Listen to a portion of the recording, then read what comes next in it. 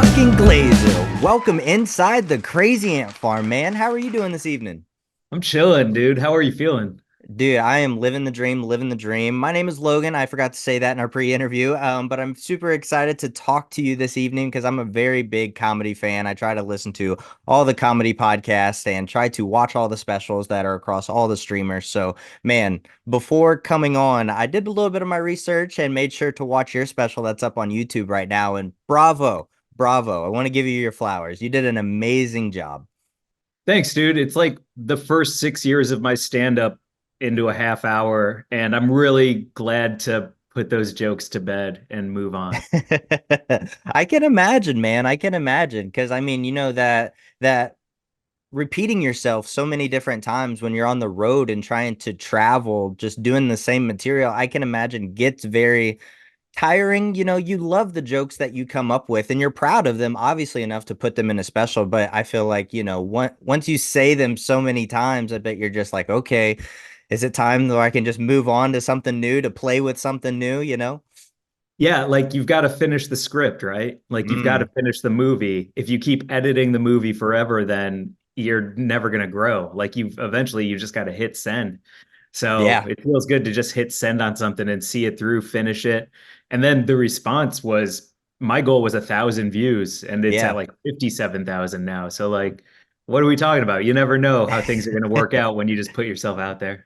Oh yeah, that's for sure, man. That's for sure. And I know that can be a little, anxiety inducing as well because I'm a filmmaker myself and my business partner Dustin, we're both filmmakers and we started this podcast to try to make more connections in the entertainment industry while also telling different entertainers stories like how they got started in it and how they were in on their journey so that people who are listening who may want to get into the entertainment industry can learn, all of our pitfalls, all of our successes, so they can learn how to navigate their own careers and their own lives. So, I mean, you came from St. Louis, Missouri. Now, personally, I'm originally from Indiana, and there was Crackers. I don't know if any other comedy clubs up there, but were there some comedy clubs in St. Louis to where you were able to start to try out material before going out to Los Angeles?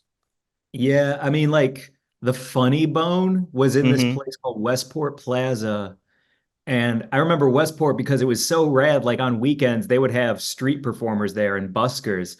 Oh So like shit. my family for like, to tip people, there'd be like a juggler and a magician and like a woman swallowing swords, a Damn. mime, and it was wild. So like every weekend, my family would take me there, and we would see all these buskers out in the streets. And then the comedy club, I couldn't get into it, of course, Of because course. I wasn't old enough. But Funny Bone was like the spot, and then right next to that was an arcade.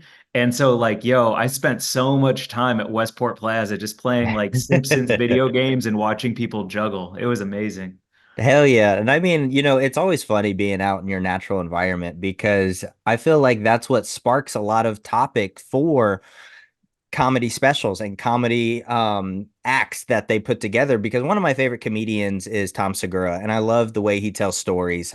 So to be able to I just became a married man, and so a lot of his act is, being a married guy or now, raising his children and things like that. So to be able to kind of relate to different people who are performing this way, I feel like is very fun. And right now I'm actually about an hour outside of New Orleans, and like what you just said, about St. Louis where you go on the weekends and you see all of these different things, all of these different walks of life to where you're you're inspired to tell this experience to so many other people who you come in contact with because I feel like, there's some crazy people out there that you don't necessarily think are real. You always think they're a character. And, when you get up on stage, do you feel like you're portraying a character of yourself, or do you feel like you're completely transformed into a different person?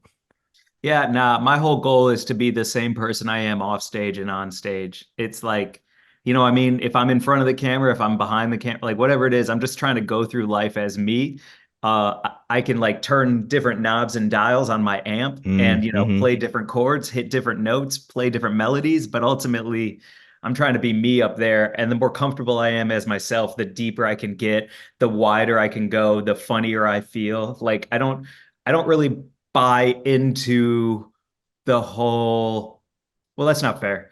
I don't I don't have much interest in being a caricature of myself or being a Hmm. persona as much as I want to be like the most me I can be. Like my favorite comedians are Neil Brennan, Mark Maron, Tom Segura. I don't feel like Hmm. Tom Segura is very different on stage versus off stage. Like, you Right. know what I mean? Like the whole point is you want to feel like you know that performer and you have a real connection with them. And if it's like straight up Gallagher up there, like you don't know that dude, you know what I mean? Right. Like who are you? Who are you? And why am I here to see you besides catching watermelon in my mouth? So like I don't really know I don't know how I all I want to do is get as successful as I can while being the most me I can and being the funniest I can while doing it. And I think that's like the ultimate goal is to like just be funny and feel funny and not really sweat the rest of it. Yeah, man, completely agree. And I mean, you're doing a great job at it. Before you hopping on the Zoom call, I was going through your TikTok and you just like having the utmost appreciation to just what you're doing right now in life. I feel like, is very inspiring because when you sold out Netflix as a joke. I thought that was monumental and I'm sure you did as well. And to see you come on the public platform and just share your emotions at that point in time, that takes a lot of courage, I feel like. But it goes back to you saying that you want to be as authentic as possible, right? Because on social media, I'm sure a lot of people just post all the good stuff, all the all the stuff they want people to see, but it's also good to see humbling moments like you just shared on your TikTok. I thought that was really special. And I mean, you did it basically with your friends, your family, non-represented. So that was absolutely amazing. And I mean, that takes a lot of work to do. That takes a lot of work to brand yourself and market yourself like that. So kudos to you, man. Thank you, dude. I really appreciate that. I'm fucking sick of the shiny, man. I'm Hmm. so sick of the shiny. I feel like my audience is people in their like 20s, 30s. Maybe they're getting a little married, maybe they're getting a dog or two, Hmm. having the conversation about having a kid.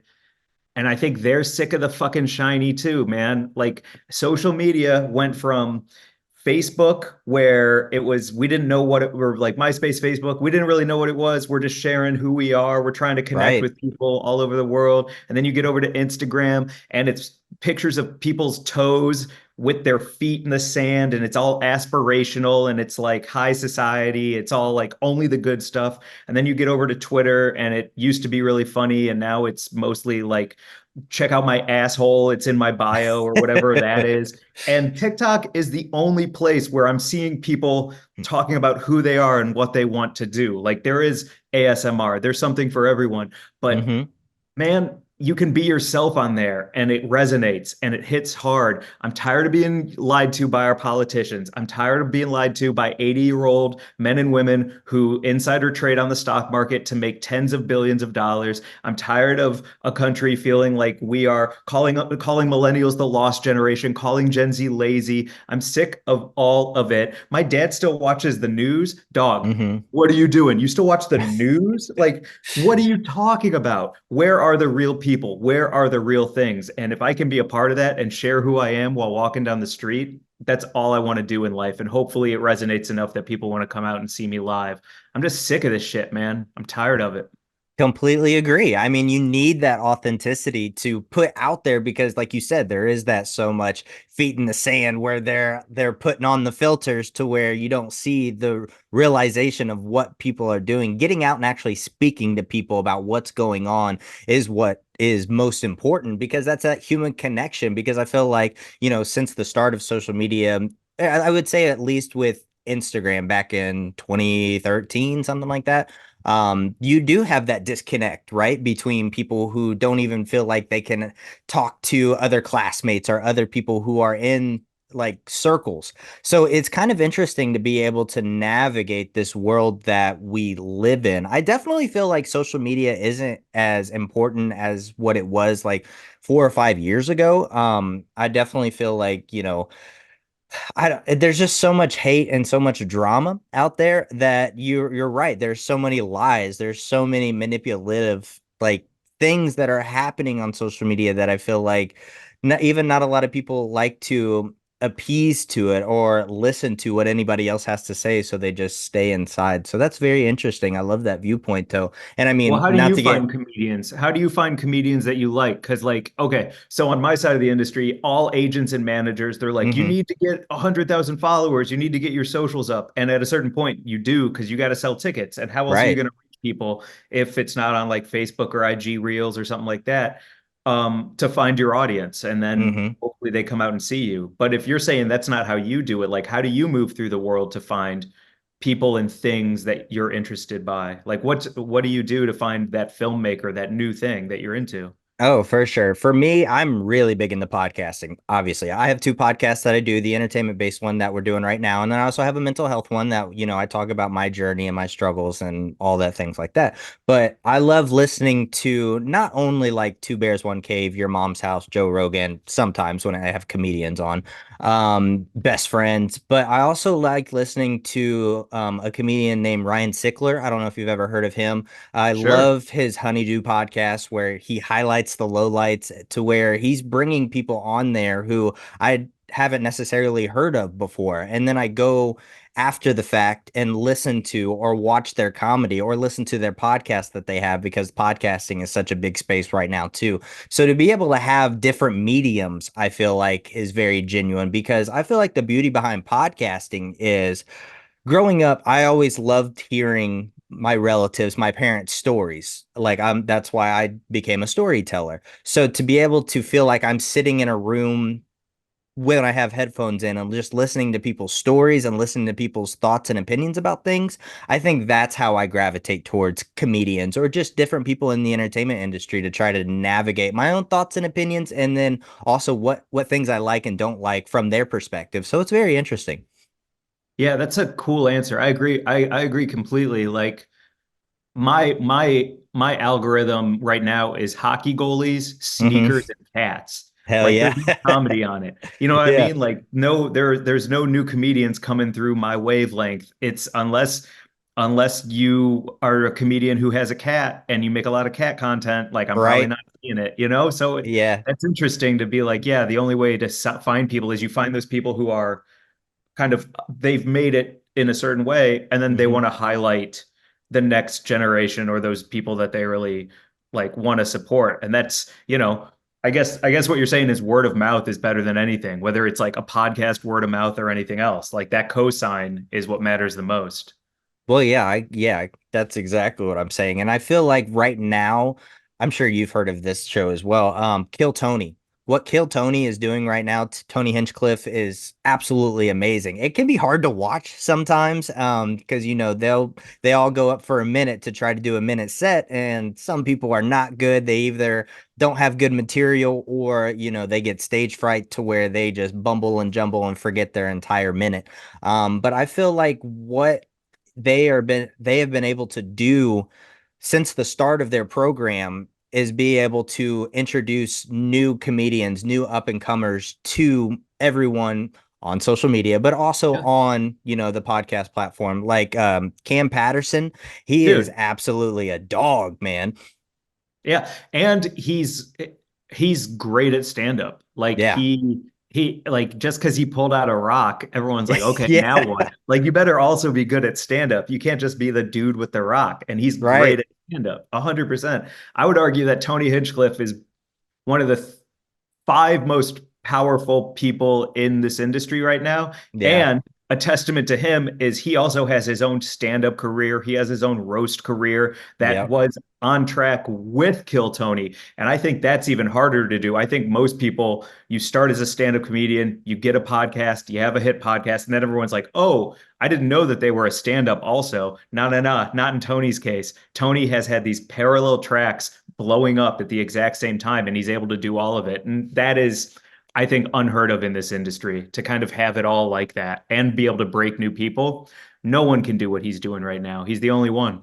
Yeah, I completely agree. I mean, what he was able to do at the Tom Brady roast, I felt like was spot on. He was probably my favorite roaster of the evening. I mean, and it's so interesting to see how the public has reacted to the Tom Brady roast, right? Because I feel like you have a lot of people who are very into it, very, this is what this is, like this is what the roast is. But then there's some people, because of the woke culture that we're in right now, but I also feel like we're trying to get out of that, that are completely against a lot of what people are saying. So what do you think about cancel culture and woke culture, especially with something like a roast? Like, just how do people try to, keep those people out of, their head, keep the woke culture out of their head? As a comedian, how do you continue moving forward? Well, it's called a roast, so shut the fuck up. Boom. What are we talking about? You know what I mean? Yeah. Yeah, Oh, I love that because I mean, you're right. Because everything Jeff Ross has done, whether it be with Comedy Central or now Netflix, it's been that. It's been exactly what was portrayed on this specific roast. And now Tom Brady coming out and said, I didn't like what it did to my kids and blah, blah, blah. But I mean, hey, dude, you signed up for this shit. So that's exactly. just I something. don't know that cancel culture is it's a bit of a catch-all, right?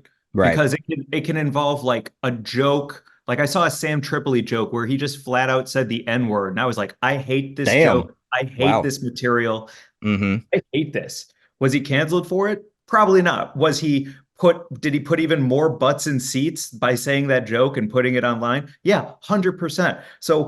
So what are we talking about as cancel culture? Are we talking about like the fact that white dudes are saying, I can't say this, I can't say that, but then they say it and it puts even more butts in seats for them and they get another 100,000 followers? That doesn't sound like canceling. That sounds like an upgrade through manipulating the fucking idea of cancel culture.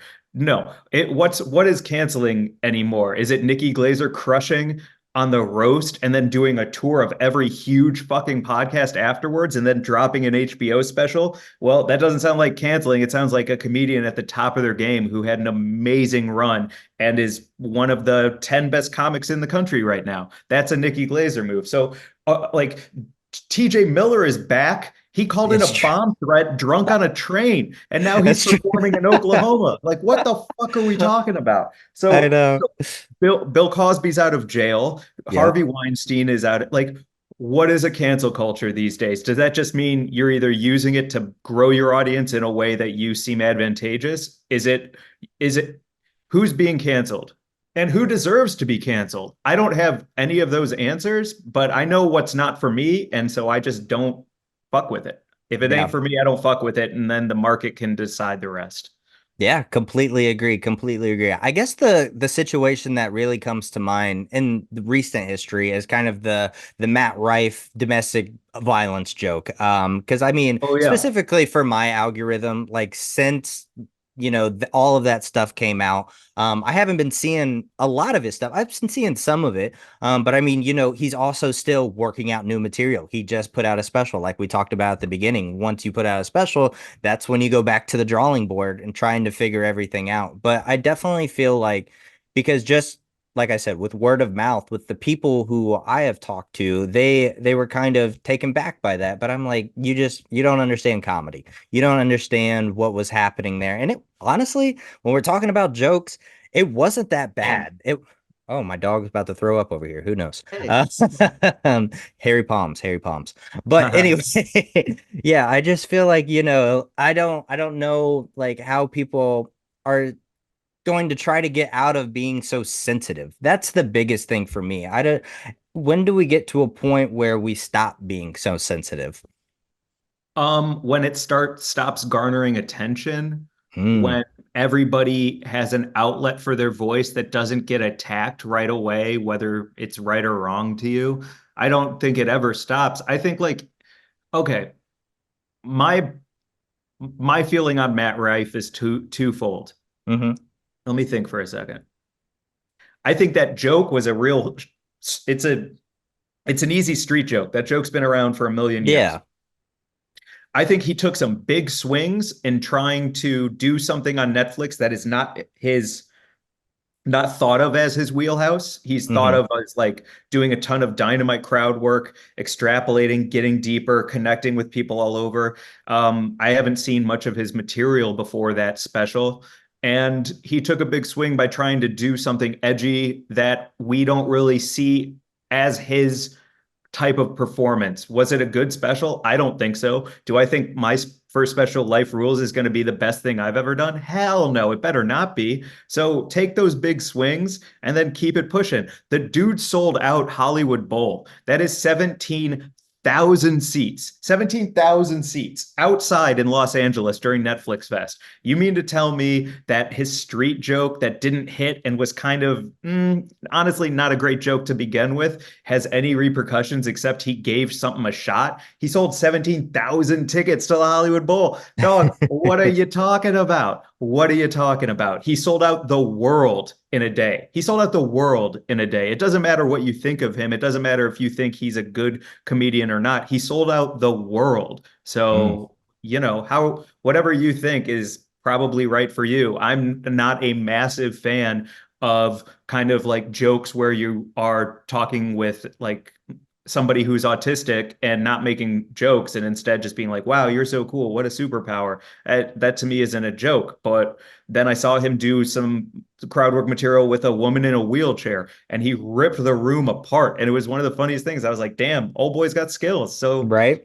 is all his shit for me? No. Should it be? Probably not. Like I have favorite albums from comedians, and then I Hmm. have albums where I'm like, I wasn't really feeling that one. That's the game.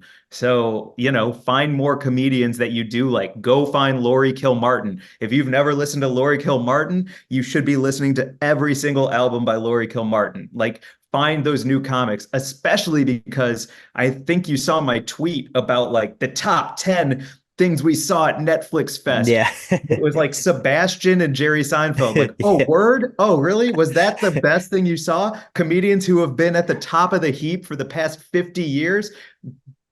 Great reporting, absolute ice-breaking material. We don't want to break anyone like Jordan Jensen. We don't want to break anyone like Niles Abston. We don't want to break anyone like Mike fucking Glazer. No, no, no. Hmm. We want to write about how Snoop Dogg did another gangbuster performance just like he did at WrestleMania. Like, what are we doing? Where are the people who are breaking comics? Where's the reporting that says Deborah D. Giovanni is one of the best comedians you need to hear about? Where is it? And it ain't nowhere. So for all the Matt Rife hate and all the Matt Rife backlash, I would say maybe a better choice is to go find comics who you should be fucking with and highlight them instead. Great freaking point. Great freaking point. Yeah, because there's so many. I feel like, because I was listening to it was either Two Bears or Your Mom's House. Is there a set of older generation comedians who do welcome in the younger comics, who do like try to help put them on a platform to where they can get introduced to a wider audience? I've been trying to like wrap my brain around that, but I mean, I feel like a lot of people consider Joe Rogan's podcast like the best thing. And once you get on there, you're supposed to be somebody of somebody, right? I mean, in your opinion, do you think there's any like grandfather comedians that are very welcoming to new up and coming comedians? Man, so many. I've had so many comics be so nice to me. It's Mm. wild. Like, it's really important to me that I am earning the respect of the people I look up to in stand Oh up. yeah. And so when I go with the new half hour I did for Netflix Fest, I like Hmm. sat there and asked myself, like, would if Mark Maron happened to be at the Comedy Store while I was performing and I was on stage doing this joke, would I feel proud to do this in front of him or would I feel like a fucking, sham? No, I'm proud of this. I'm proud of this. I'm Hmm. proud of this. I will never forget when um I was doing my show at the Comedy Store Glazer's after party Hmm. and um and Neil Brennan was just released Blocks. Hmm. And so I texted him and I was like, hey man, Blocks was amazing. Would you want to come just run a bunch of new stuff at my Comedy Store show next Thursday? I'll throw you on the poster, go up whenever you get there, leave when you're done. He was like, yeah, great. And he shows up, he throws down a stack of paper, so high, and he's basically going from premise to premise, reading it, crushing still. But when things are and are not working, he does about a half hour, goes, Hmm. okay, thanks, bye, grabs his papers, goes out the back door, disappears into the night. Oh Cut shit. to a week later, and I get to do his new material show at the West Side Comedy Theater. And I go up there and I work on this joke about how Cobb salad was invented after Dianne Feinstein was born, who she's dead now, but she was the Democratic Speaker of the House, I think, or something. And Hmm. like she predates Cobb salad. So why is she in our government at all? Like crazy shit. That clip goes viral on my Instagram, and it's all because like I got Neil Brennan allowed me a platform on his stage to run my own new shit and try new shit, Hmm. which is at a premium here in Los Angeles. You really can't fail as much as you'd like to on stage here because it's, kind of scary in case some Ted Sarandos is in the audience or something like that. That's fair. But that kind of like give and take between comedians who have a built-in audience. They're doing their thing. They're happy to take stage time, I hope, on my shows. It means a lot if they say yes. But then to also be like, yeah, do you want to do my new material show afterwards is a really like important gift that I think keeps the comedy scene humming. And I think when too many people are taking all the time, that's when it gets ugly. That's when there's a lot of inside feuding. That's when there's like a lot of like desperation and sweatiness in the scene, and that doesn't bode well for anyone. You want harmony, you want a community, and I think you look at the not elders, you look at the more established comics to kind of set that tone, and then hopefully the people who are coming up like myself can all support each other and get there as well. Yeah, that perfectly said. Perfectly said. And I mean, when you're growing up, when you're young baby Mike Glazer, when you're, Yeah. watching television, when you're watching either Comedy Central, what do you think was the first ever special you ever watched? Because I remember watching Raw on YouTube. That was my first ever comedy special. But then I got Really? into like the Ron Whites and, the different ones of the world. I think forget his name. But yeah, I'm just very curious because, you hear a lot of Richard Pryors, you hear a lot of, Eddie Murphy, different people like that. But who was that for you? Mm, okay, I can think of like four different things. So sorry. I would say number one was Nick Swardson's Mm. Comedy Central Presents. If you haven't seen Mm-hmm. that, it's incredible. It's kind of the impetus of the movie Grandma's Boy, Mm-hmm. essentially. Lil Rel Howery, if you know Oh, Lil Rel from yeah. Get Out, Mm-hmm. or I guess maybe he goes by Rel now. He got rid of the Lil. But his Comedy Central Presents is all about Chicago, and he plays like an older black father on a Bluetooth, and he plays like what he calls like a hood rat buying alcohol, and his hand is like making all these like he is so into all of these characters, and it's one of the most spectacular half hours of comedy I've ever seen. I also love The Far Side, which isn't a comedy special, but goddamn if I don't like those single panel cartoons by Gary Larson. And what else? Jack Handy's Deep Thoughts. I saw those pretty late in life, but they really spoke to me. I have a bunch of his books here. I love Yeah. like the eloquent, compact, tight words that end on the most absurd punchline in the world. It doesn't even make sense. Gosh, who else was great? I remember the first time I bought like every single album. I put together a tour for myself from like Chicago all the way through Tennessee, Kentucky, maybe back and then back up through St. Louis into Chicago. And Oh I don't shit. remember. It was a lot of driving. It was a lot of Yeah. sleeping in Walmart parking lots with a knife underneath my pillow. You know what I mean? Yeah. Fuck Yeah, yeah. yeah, yeah. Yeah. Have you been there before? No, Oh, no. dude, you got to sleep in a Walmart parking lot Oh holding a my knife. You've never God. lived. You That's got crazy. It's great. It's fun. You just, yeah, you keep it That's tight. a story, man. I mean, that's fucking awesome. Yeah, anyone who knocks on the window, you just kind of roll over and you're like, what? And then they see the glint of the blade And on they're like, the, "Ooh, okay." yeah, on the Walmart street lamp and they keep it pushing. And for that, I bought, somebody said you should check out Doug Stanhope, and I'd never heard Hmm. of him. And so I just, on a whim, I was like, I'll just buy every single one of his albums, just Right. like, if I like it, let's go. And I just listened to all of them nonstop for that whole drive. I had never heard of him, and then I heard all of him. And he was like, I was like, this guy, if I could do like my own version of this and get that good, that would be amazing. Like, I don't want to rant and then just come across as like some crazy dude. How do I make my beliefs funny? How do I make my beliefs in our government, my beliefs in humanity funny and not just rant up there, which I think is easy to do but uninteresting. So, Mm. yeah, Stanhope comes to mind too. Um, and then my first concert ever was Weird Al. I Oh remember seeing shit. Weird Al. And Yeah. then and then I got to meet him on the Late Late Show. He was a guest before Corden took over, and I Hmm. got to meet him and he signed. I like had my mom like send in like one of his albums for him to sign, and he signed an album for me and shit. That's So awesome. it's been cool. Yeah. I mean, you just got to put it out there. Go sleep with a knife under your pillow and good things will happen. I mean, maybe that's the ticket. Maybe that's the way people become successful. Listen, just spend a couple nights in the Walmart parking lot with a knife and you'll be good. I mean, that's Exactly. how you sign your life away for this entertainment success that they call Hollywood. It's not the four crossroads, whatever, but that's fucking No. hilarious. But I'm curious too because I am also a partaker. And it's always the question that I hear in different like stoner podcast. Who's your Mount Rushmore? Because I mean, you have been able to partake with the one and only Snoop Dogg. So I mean, that's fucking crazy, and that's a story in itself. But I mean, who would you think is on your Mount Rushmore of stoners? All right. I've smoked with Chappelle. I've What the smoked with fuck? Snoop.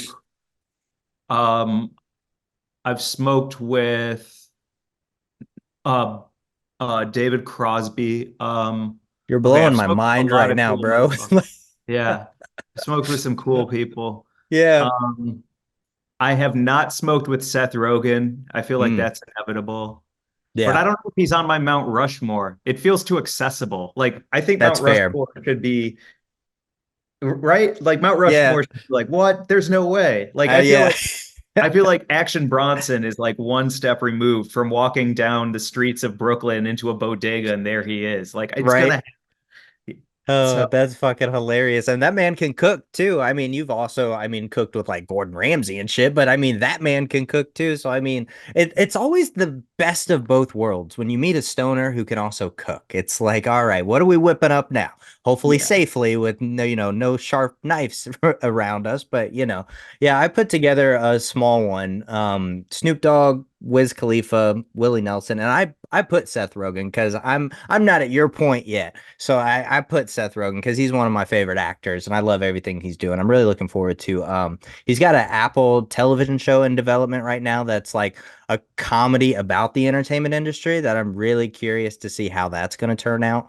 Oh, Um cool. I didn't know yeah. that. That's exciting to Mm-hmm. learn more on. Yeah, for sure, for sure. Well, I mean, I feel like Apple, they haven't really gotten into the comedy space yet. I mean, they've got very deep into like the dramatic stuff. I mean, Masters of the Air with like Austin Butler about World War II or whatever.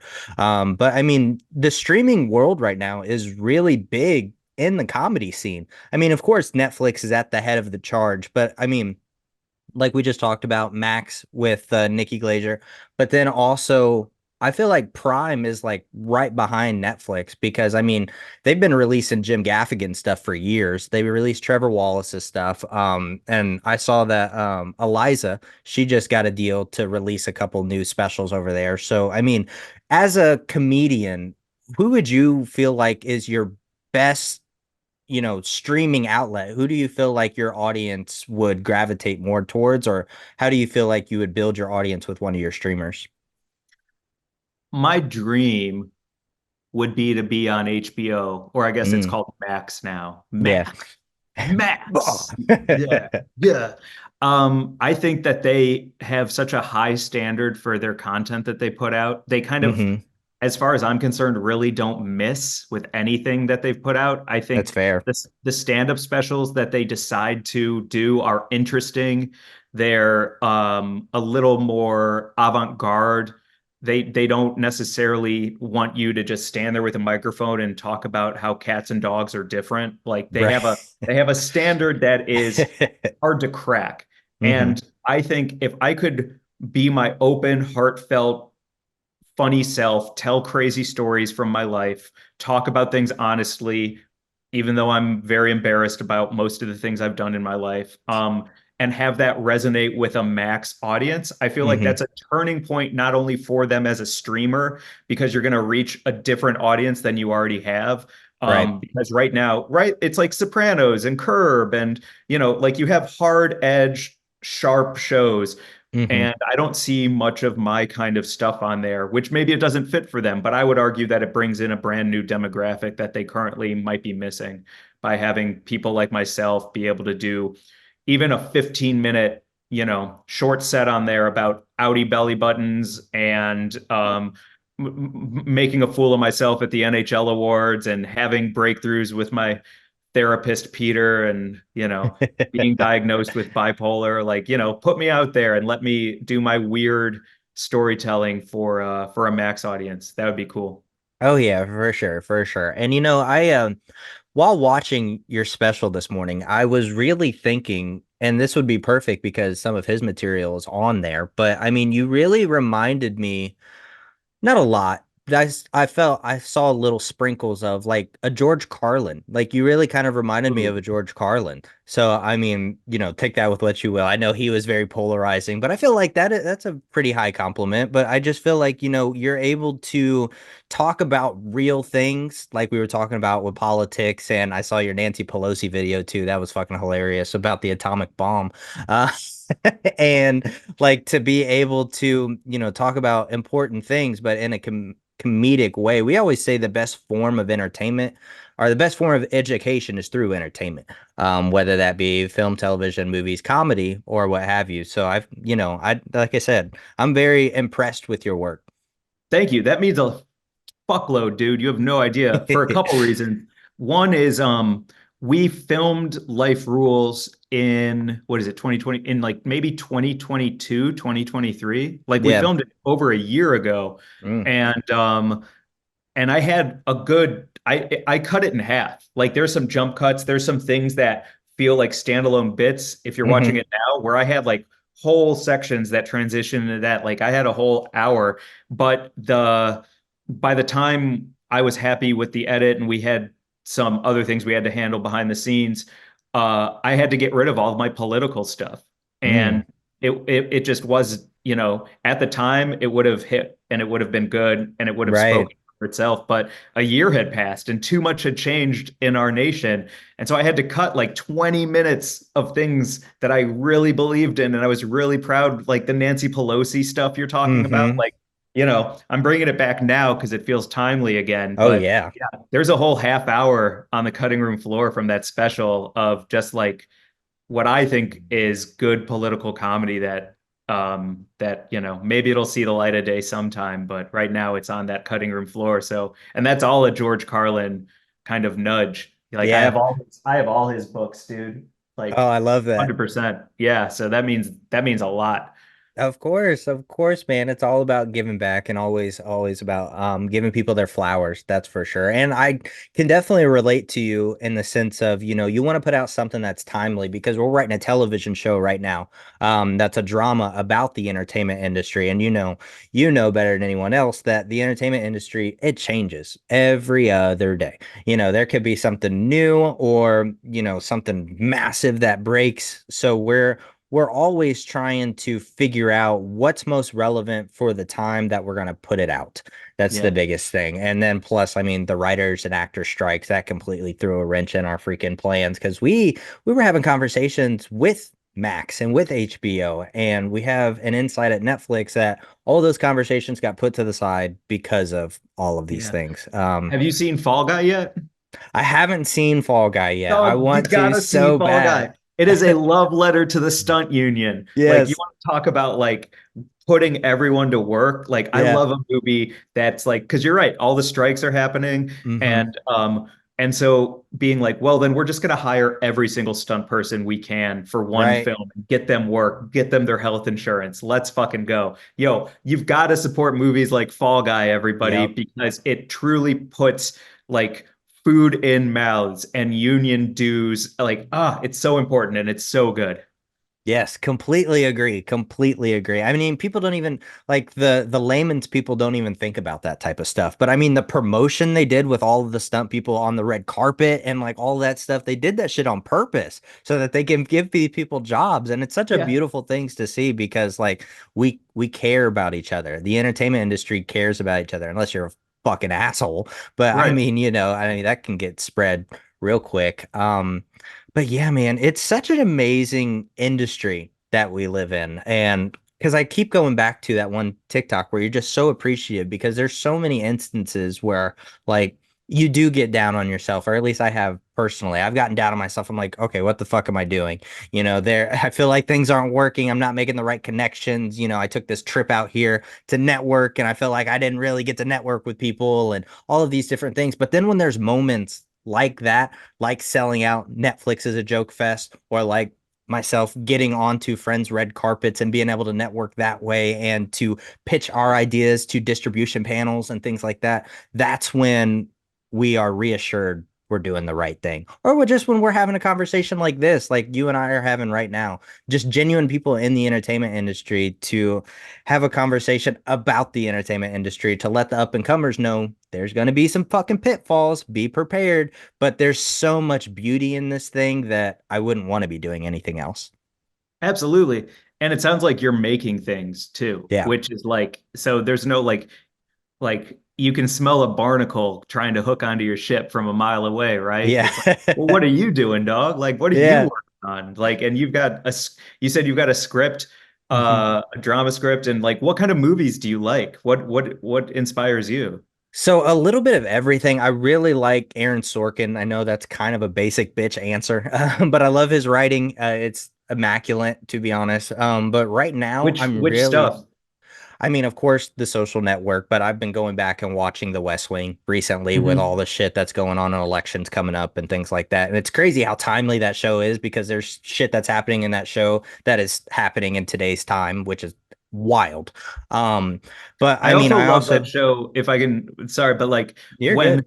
the way that he writes dialogue so that you can shoot like 1,200 pages in a day because it's Yeah. like a hallway in the White House and then they Hmm. sit down in the Oval Office. Like the way that you can shoot page after page after page because of the clip that he writes at, it keeps budgets low. It means you can like make your days and there's a lot less editing to be done because if you cut into that close up, it's an impactful, meaningful close up. Otherwise, it's like a two shot wide, maybe a single, and like everything's seamless because of it. It makes everything cook in a way Hmm. that there isn't a bunch of like bells and whistles around it. It's letting the actors act, it's letting the script supervisor supervise, it's letting the dolly, like everyone can do their jobs at the highest level because of his like writing and how easy it makes it to make something. Yeah, for sure. Because I mean, never before, at least not that I had seen or my business partner had seen, because he's a little bit older than me. He's actually my father-in-law, so he's like, 53, whatever the fuck. Yeah. But he's been saying every time West Wing gets brought up that that's the first time that a walking sequence like that has ever been shot. So what they were able to do with that type of stuff is absolutely amazing. But I've been really into like Guy Ritchie movies right now. The Covenant, that war flick, was really good with Jake Gyllenhaal. I Nice. like The Gentleman, both the series and the I watched it movie. last night. I watched Yeah, both of them in the last 2 nights. I watched the Gentleman film 2 nights ago. yeah. I loved it. It was great. Yeah, completely agree. Yeah, I mean, there's so much content out right now. It's kind of hard to, ingest it all. That's for sure. So I've been like watching more movies and less television shows.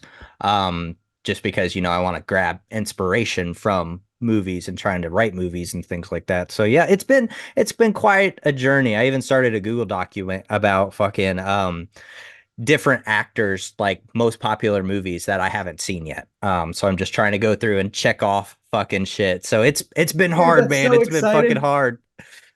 That's awesome. I love movies so much. Like I think that I thought I had moved out here because I did like Second City Chicago and Yeah. loved that and like got to work in sketch and improv and some Hmm. directing and it was all great. I think I didn't know it when I moved out here, but I think I moved out here for the movies. I really Yeah. do. I just don't think I realized it because I was so immersed in like live comedy. Hmm. But I would spend every waking moment I could either watching a movie at home or like I'm an AMC A-lister. I Yeah. go to the movies all the time. I just walk down the street to the AMC and Hmm. I'll just see every single thing. Like, I love. I thought Poor Things. I saw like Poor Things in the theater. It was great. I saw Yeah. Dune 2 at IMAX. Um, Mm. I bet like that was I'm trying to awesome. see things as they were intended. You know what I Yeah. mean? Like, honor the vision as much as I can. Did you see Civil War? Should I see it? I don't know anything about it. Oh man, Civil War. I mean, it's kind of like what we've been talking about. It's kind of like a political thriller. So definitely look at that trailer afterwards. It got Kirsten Dunst in it. It's amazing. It's my favorite film of 2024 so far. Wow. So I gave it a 5 out of 5 on my letterbox, bro. Like I would definitely look at that film and yeah, it's one of those that you're like, what the fuck am I watching right now? Because it's basically like what if there was an uprising of like they call it the Western Front, Texas and California merged together to overthrow the government. Hmm. So yeah, it's very hardcore and it's told from the journalist point of view, which is interesting because right now, I mean, the journalist would be the one egging this shit on. So it's a very interesting film, and I would love to hear your opinions about it after you see it. Ooh, exciting. I'll let you know, dude, because I'm not gonna not see it. Like, of course. Like, let's Exactly. go. Yeah. I love it. I 100%. love it. Well, listen, man, this has been an amazing conversation. Thank you so much for your time this evening. It's crazy because we're almost at like 45 minutes. So that's fucking wild. I mean, time just flies when you're having fun. I mean, that's for Yeah. sure. Is that a camera behind you in the upper corner? Yeah, I got a projector right here. That's a Kodak Brownie projector. And then I have this new camera right here that I haven't really done much research on. But then I got an old Polaroid right there. So Oh, that's yeah, so I'm sick. I'm very deep into because my business partner and I we're co-directors. So he's very actor based and I'm very cinematography based. So I know the shots and I can see the vision in my head, but he can see the emotions and things like that. But yeah, I love it. I love everything about it. Wait, before we go, so what are you into? Like verite? Do you like kind of like fly on the wall shooting, like kind of stuff, or do you like more like that kind of like steady cam, like you want to like get the wide, get the close up, get the over the shoulder? Like where do you fall in for your cinematography? A little bit of everything, to be honest, but I come from a broadcast journalism background, so I'm always a fan of like handheld as well. I know it can be a little shaky at times, but if you get that right person, like it'll feel natural. Yeah. But yeah, a little bit of everything. I think cinematography and what camera shots do, I always go back to and this is what we modeled our first film after is 12 Angry Men. So where like the more engulfed in the story that gets told, like the tighter the shots get and the closer they get to your face and the emotion that it's portraying through the camera that, the audiences don't even realize they're getting more anxious because of the camera movements. Like that's the Yeah. stuff that gets me going, that's for sure. That's awesome. We're having such a moment in comedy, especially like shorts, like TikTok or SNL of like handheld sketch, where Yeah. it used to be you have to set up like all these shots and it had to be, and now Mm-hmm. it's just like whip pans left and right between people Yeah. talking and Yeah. like, and zooming in on somebody's face at like, and I just love it. I love how sketch is being shot right now. It's a real moment for like, kind of like quick and dirty with the funniest lines possible. No, I completely agree. And I mean, the state of comedy right now, I mean, I feel like it goes through waves like everything else, but I mean, it's at a really high point right now. I mean, would you agree with that? Dude, better than ever. Yeah, that's what Better I'm than saying. ever. Yeah. There are like you can just make shit. Hopefully people see it, but if not, you get to keep making things. Like you don't need permission to do anything. There are Hmm. certainly gatekeepers. There's always going to be money as a gatekeeper. Of There's course. always going to be access to places like HBO Max or Max, whatever, as a gatekeeper. But I got Netflix Fest through LinkedIn, and now I have a bunch of meetings with reps next week because Yes. I crushed my fucking special. Like Hell yeah. all of it can happen. You've just got to keep putting yourself out there and making things. And then hopefully you get some big breaks. And hopefully you're really nice and people like you so that when you come up in conversation, you're spoken well of as well. Yeah, completely agree. That's the thing, man. You have to be just a genuine human being. I mean, they always say it's a dog eat dog world, and I mean, in some retrospect, it is. But as long as you approach everything with respect and like kindness and being just a genuine human being, not a fucking asshole, like I feel Mhm. like you'll get pretty far. Like, I mean, Yeah. people will remember you, you know. Like I've But I got mean, my nemesis, I've got my people I don't fuck with, and exactly. it's a list. I got my list, and I just, it is what it is. I don't mess with them, and I'm sure I'm on somebody's list as well for something Right. that I didn't mean to do, or maybe I did something that was in my best interest but hurt. Who knows? I'm sure I'm on a list. I got my own list. We all got lists, but there's a ton of people in this world, so that's how it goes sometimes. Exactly, man. Wait, I don't want to end Exactly. this podcast being like, I have a lot of enemies. Like, I don't No, want to end on fuck that. everybody, you know. That is so funny. But I mean, what are you watching right now? Let's end it on a positive note. What are you watching right now? What gets you inspired as far as entertainment wise, I guess? Okay, so I just binged Three Body Problem on Mm, Netflix. That was yeah, pretty good. I I've think heard The it was. Gentleman is a good series. Hmm. Top Chef Wisconsin, I'm watching right now, but Yeah.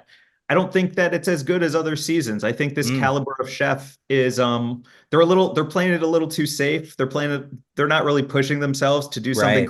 creative and magnificent. We've all seen a mole. Show me Hmm. your spin on a mole. I'm not too interested in a standard mole if you're on Top Chef. I what else am I watching right now? Um, I tried to watch Palm. It's Palm something on Apple Yeah. Plus Hmm. with Kristen Wiig, I think. I just started that. Um, I'm so stoked. I'm gonna go. This is my buddy Joel Hadley, who's Hmm. I'm after this, I'm gonna go edit my Netflix Fest special and drop that on YouTube too. Nice. And my friend Joel Hadley introduced me and on the special, and I was texting him last night when I was walking home from Fall Guy, Yeah. and I was like, "Have you seen Fall Guy?" He goes, "No," and I was like, "I need to see more stunt movies." Mm. I'm gonna go to his place tomorrow. I haven't seen Once Upon a Time in Hollywood before. Have you seen that? Bro, it is great. Yes. Okay, sick. I'm so stoked. Yes, you'll love it. It's a classic Tarantino film, love letter to Hollywood, that's for sure. Ah, I can't wait. I can't wait. So that's what I'm doing tomorrow. Nice. I love that. I love that. Well, I mean, this is the part where we just have you promote, man. What do you want to promote? Social media, your special, all the good things. Yeah, my special's on YouTube. It's called Life Rules. And also on there soon, if you want to subscribe to my YouTube, I'm going to drop my Netflix Fest special, which is a brand new half hour. I went on tour for 3 weeks, wrote a new half hour, and honestly, I think it's fucking good. It crushed. So check out my Netflix Fest special too when that comes out. My Instagram's Glazer Boohoo. My TikTok is Glazer Jokes, Glazer Boohoo, Glazer Jokes, and uh, and Perrier. I think they changed their bubble recipe. I think they're trying to be too much like Topo Chico, and they've changed their branding, and I'm not here for it. Stick with what works, Perrier. I love it. I love it. We'll have to have you back on because Dustin is super big into cooking and all of that. I'm trying to watch the one that's like the 24 hours thing right now. I don't remember which one where they're literally cooking for 24 hours straight. I Oh think it's on wow. Max. I think. I don't know. But I'll be sure to I can direct message you on Instagram afterwards, but because I Yeah, now know please. you're into cooking. But yeah, man, again, thank you so much for coming on and getting a little crazy with us. Like I said, you're an amazing individual, and maybe we can even have you on the mental health one as well, because there's some stuff that we didn't even dive into in this one, but I wanted to keep it more lively and more upbeat. But thank you for your time today, and we'll be talking to you soon. Thank you, man. Peace. Bye. Oh my goodness. Absolutely amazing, guys. I am so thankful that that went so well. I That was an amazing conversation. Mike Glazer on YouTube. Be sure to check out his special. It is very good. It's nothing crazy long either. It's not over an hour. It's like 39 minutes, 40 minutes. Be sure to check that out on YouTube. And I felt like that was it was a great testament to where comedy is right now and where comedy is going because they're at an all-time high like we just talked about. So please be sure to check out local comedians, new up and coming comedians, as well as your favorite. It's always a good time. But thank you again, Mike Glazer, for coming on the show.